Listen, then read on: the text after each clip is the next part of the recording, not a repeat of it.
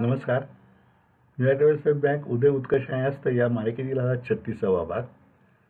मखारे यांच्या आणि बँकेच्या वादाचे परिणाम हे आपण कारणमीमांसा बघतो आणि त्यातला पुढचा भाग. मागच्या भागात मला पी.एन. जोशी आणि इतर संचालकांनी विनंती केली की मखारे यांशी तुम्ही बोला, काय प्रयत्न निघतो का बघा, प्रयत्न करून बघा, मार्ग निघतोय का. इथपर्यंत आपण आहोत. पुढचा भाग आज होता. प्रकाश मखारे यांच्याशी माझा प्रत्यक्ष परिचय नव्हता आणि आम्ही समोरासमोर आलो असतो तरी एकमेकांना ओळखूही शकलो नसतो. मी ही जबाबदारी स्वीकारून बसलो होतो आणि मला ती पूर्ण करावीशी मनातून इच्छाही होती. म्हणून बँकेच्या एका निवृत्त अधिकाऱ्यामार्फत मी प्रकाश मखारे यांच्याशी फोनवरून संपर्क साधला आणि यावरती एकदा आपण समक्ष भेटून चर्चा करूया अशी विनंती केली. ती करताना मला शंका होती की मीटिंगच्या कटू प्रसंगातून निर्माण झालेल्या तेढीमुळे मखारे एखाद्या वेळी सरळ सरळ नकारच देतील. परंतु त्यांचा प्रतिसाद अनुकूल मिळाला आणि 13 ऑगस्ट 2000 रोजी पुण्यातच भेटायचे ठरले. त्यावेळी होणाऱ्या बोलण्यासाठी एक दुजोरा देणारी व्यक्ती असावी म्हणून त्या निवृत्त अधिकाऱ्यांनी त्या चर्चेच्या वेळी उपस्थित राहायचे असेही ठरले. दरम्यानच्या काळात मखारे यांना शेअर देताना काही अंडरस्टँडिंग ठरले होते का याचा या चर्चेवेळी शोध घेण्याचा मी कसून प्रयत्न केला. त्यासाठी तेव्हाचे संचालक, मुंबईतील अधिकारी अशा अनेकांशी फोनवरून तर कोणाला प्रत्यक्ष भेटून चर्चा केली. त्या चर्चेत वेगवेगळे मतप्रवाह आढळून आले. असे काही अंडरस्टँडिंग नसल्याचा आणि मखारेंनी ते शेअर स्वतः इच्छेने आणि पुढे मागे फायदा होईल या अपेक्षेने घेतले असे असा ठाम निर्वाळा चेअरमन पी.एन. जोशी आणि काही संचालकांनी दिला. 2 संचालकांनी मात्र काय होते त्याचा तपशील आम्हाला माहीत नाही, पण काहीतरी अंडरस्टँडिंग निश्चित होते असे मोगम सांगितले. अधिकारी वर्गाने मात्र तसा अंडरस्टँडिंग होते आणि बँकेच्या सांगण्यावरून मखारेंनी ते शेअर्स घेतले असे सांगितले.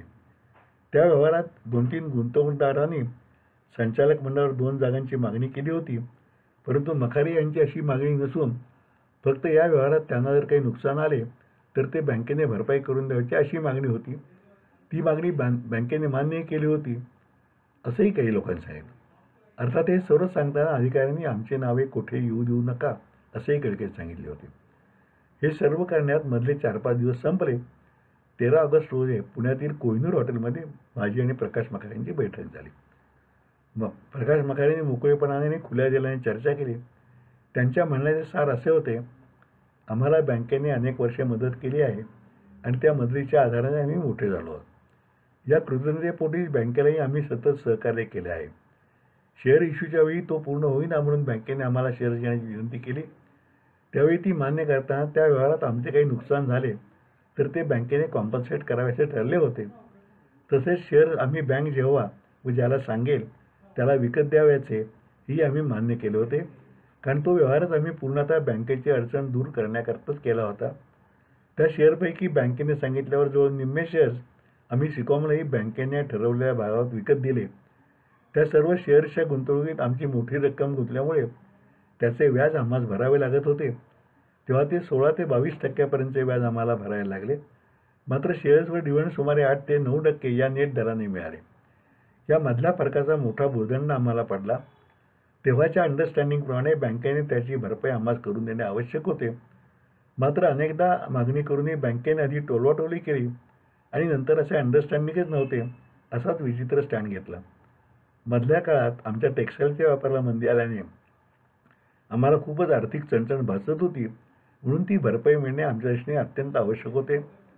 त्या दृष्टीने अमेरिकन एक्सप्रेस या आंतरराष्ट्रीय कंपनी आमचे काही शेअर्स घेण्यात रस दाखवला होता. त्यासाठी त्यांच्या मुख्य अधिकाऱ्यावर बँकेच्या संचालकांची मीटिंगही आम्ही महाबळेश्वर येथे घडवून आणली होती.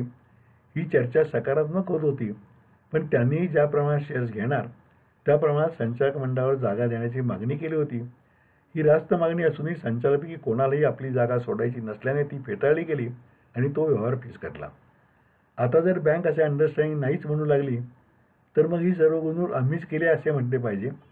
अशावेळी त्या गुंतवणुकीची काळजी घेण्यासाठी संचालक मंडळावर आमचे 2 प्रति नकोत का? आता त्या सर्व संचालकांचे मिळून होल्डिंग 1.5-2% आहे व तेवढ्यावर त्यांना संचालक मंडळावर पूर्ण प्रभुत्व हवे आहे. मग नैसर्गिक न्यायाने आमचे 10-12% शेअर ठरले तर त्यांनी 2 जागा खाली करून आम्हाला द्याव्यात ही आमची मागणी चूक कशी काय? ही विनंती करून वाद संपवण्यासाठीच माझा मुलगा आशिष मखारे संचालकांना भेटला तर त्यांनी त्यांचा अपमान करून जवळजवळ बाहेर हाकलले. बरे संचालक म्हणून आमच्या कुटुंबातील कोणी देणार नव्हतो, तर बँकिंग व आर्थिक क्षेत्रातील तज्ज्ञ मंडळीच पाठवणार होतो. अशी आमची सर्व न्यायाची भूमिका असताना मुंबईच्या मारवाडी ग्रुपचा बँकेवर कब्जा करण्याचा प्रयत्न, अशा तऱ्हेच्या बातम्यावरून आमचीच बदनामी बँकेने चालवली आहे. आम्ही व्यापारी आहोत. आपला व्यवसाय बरा की आपण बरेचसे वागणारे. आम्हाला बँकेशी भांडण्यात काही रस नाही. बँकेचे संचालक बँकेच्या पैशाने भांडणार, त्यांच्यासमोर आम्ही कसे टिकणार? पण अगदीच नाईलाज झाल्याने ते करावे लागले.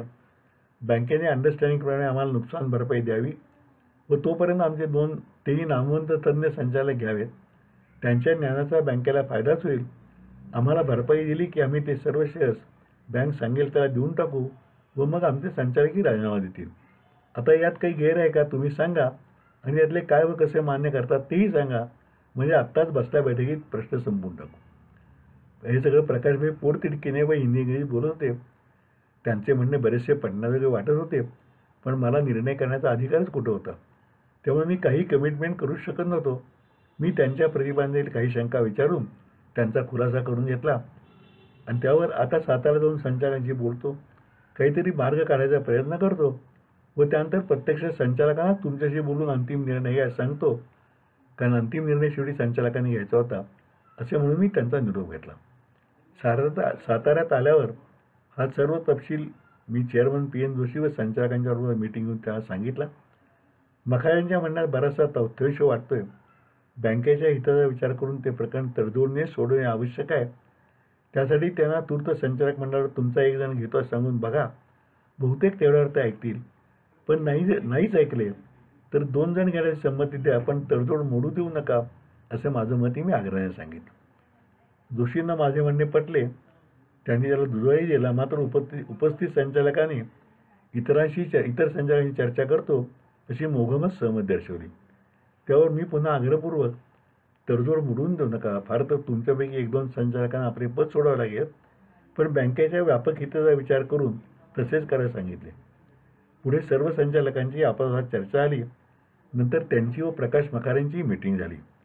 मला त्याचे निमंत्रण द्यायला संचालकांनी जाणीवपूर्वक टाळले असावे. अर्थात मला त्याचे सुखदुःख काहीच नव्हते. कुठून तरी हा वाद संपावा एवढीच माझी इच्छा होती.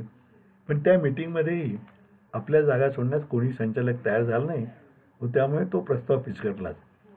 त्यावेळी आम्ही कोणी आपले पद सोडणार नाही, या हट्टाबाई जी भरपाई द्यायला लागेल ती बँक देईल अशी भूमिका त्याने घेतली. हा सरळ वैयक्तिक स्वार्थासाठी बँक हिताचा बळी देण्याचा प्रयत्न होता. त्याप्रमाणे बँकेच्या निवृत्त अधिकाऱ्याला मखाऱ्यांचे व्हिडिओ पाहून त्या 40 रुपयांच्या शेअर्समध्ये ही भरपाई म्हणून काय किंमत होती ते काढण्यास सांगण्यात आले. त्यानुसार माझ्या आठवणीप्रमाणे दिवाळीच्या सुमारास त्याने एक किंमत निश्चित केली. तो मोठा आकडा बघून संचालक बहुधा चकित झाले आणि त्या क्षणी मखारेने केलेल्या कॅल्क्युलेशनप्रमाणे त्याहून मोठा आकडा बघून त्यांनी ते प्रकरण तसेच भिजत टाकले. या सगळ्या प्रकरणात माझा 8-10 दिवसाचा वेळ आणि प्रवास व असंख्य फोनवर मिळून 22,000 रुपयांचा किंवा जास्तच दरचा खर्च झाला होता आणि संचालकांच्या पदलोभामुळे यश मात्र आले नव्हते. आपल्या पदासाठी एवढा लोभ धरणाऱ्या संचालकापैकी एकाने मला तुझा किती खर्च झाला आहे, तो आम्ही स्वतः किंवा बँकेकडून देतो असे चकार शब्दाने विचारले नाही आणि कोरडे आभारसुद्धा मानले नाहीत. अशा गोष्टींचा मनस्ताप करून न घेण्याची मला तोपर्यंत सवय झाली होती. एका बाजूला हे सारे चालू असतानाच मखारे यांच्याबरोबर सिकॉमनेही त्यांना साथ दिली होती. त्यातून सिकॉमला वेगळे कसे काढता येईल याचे प्रयत्नही चालू होते. तेव्हा नामदार शरदरावजी पवार केंद्रात मंत्री होते. त्यांना बँकेचा पूर्ण परिचय असल्यामुळे ते मदत करतील असे माझे मत मी श्री PN जोशींना सांगितले. त्यांना कोणामार्फत फेडता येईल तेही सांगितले. त्याप्रमाणे जोशींनी दिल्लीला जाऊन पवारसाहेबांची गाठ घेतली. त्यांना यात लक्ष घालून महाराष्ट्र सरकारला सांगून सिकॉमला मखाऱ्यांची साथ सोडायला लावण्याची विनंती केली. पवारसाहेबांचा प्रतिसाद अतिशय सकारात्मक होता. त्यांनी सर्व माहिती शांतपणे ऐकून घेतली व चौकशी करून लक्ष घालण्याचे आश्वासन दिले. ते आश्वासन घेऊन जोशी सातारा आले, पण ते 31 ऑक्टोबर 2000ला निवृत्त होईपर्यंत त्यात प्रत्यक्ष यश आले नाही. निवृत्तीनंतरही जोशी साताऱ्यात स्थायिक झाले व मग ते व मी मिळून माझे स्नेही साताऱ्याचे आमदार व तेव्हा मंत्री असलेले छत्रपती अभयसिंहराजे भोसले यांची गाठ घेतली. त्यांना हे सर्व प्रकरण पवारसाहेबांनी झालेले बोलणे वगैरे सर्व सांगितले आणि पुन्हा पवारसाहेबांच्याकडे पाठपुरावा करण्याची विनंती केली. तेव्हा ते नागपूर अधिवेशनाला जाण्याच्या तयारीत होते. त्यांनी तिथूनही प्रयत्न करतो असे सांगितले. नागपुरातून ते अभयसिंह माझे मित्र होते. आमचा अनेकदा फोनवर संपर्क व्हायचा. मुंबईत असले तरी, साताऱ्यात असले तरी, नागपूरला असले. नागपूरहूनही त्यांचा माझा इतर काही गोष्टीसाठी संपर्क होत होता. तेव्हा मी त्यांना म्हटलं, पुन्हा आठवण केली. मग अभयसिंह यांचा एक दिवस फोन आला. ते म्हणाले, अरुणराव, मी आत्ताच पवार साहेबांशी बोललो. ते मुख्यमंत्री विलासराव देशमुखांना आजच फोन करून बोलणार आहे. त्यांनी मला सातारचे दुसरे मंत्री नामदार विलासकाका पाटील उंडाळकर यांना बरोबर घेऊन मुख्यमंत्र्यांची गाठ घेण्यास सांगितले आहे. विलासकाका तुमचेही मित्र आहे, तेव्हा तुम्ही त्यांना फोन करा. मी त्यांचे आभार मानले व काकांना फोन करतो असेही सांगितले. त्यावर ते पुन्हा म्हणाले, मी पवारसाहेबांशी बोललो असलो तरी तुम्ही लगेच फोन करून त्यांच्याशी बोला म्हणजे बरे पडेल. मी म्हटलं, अहो माझी आणि पवारसाहेबांची फारशी ओळख नाही तर मी कसे बोलणार. शिवाय माझ्याकडे त्यांचा फोन नंबरही नाही. तुम्ही बोलला तेवढे पुरेसे आहे. त्यावर अभयसिंह राजे म्हणाले, तुम्हाला ते ओळखतील कारण मी तुमचा संदर्भ दिला आहे व त्यांच्या पीएला तुमचा फोन येईल म्हणून सांगितले आहे. एवढं बोलून अभयसिंह राजांनी मला पवारसाहेबांचा फोन नंबरही दिला. आता फोन करण्याशिवाय मला पर्याय नव्हता. त्यांच्याशी बोलायचे तर काय, असे कसे बोलावे याची मनात उजळणी केली आणि फोन लावला.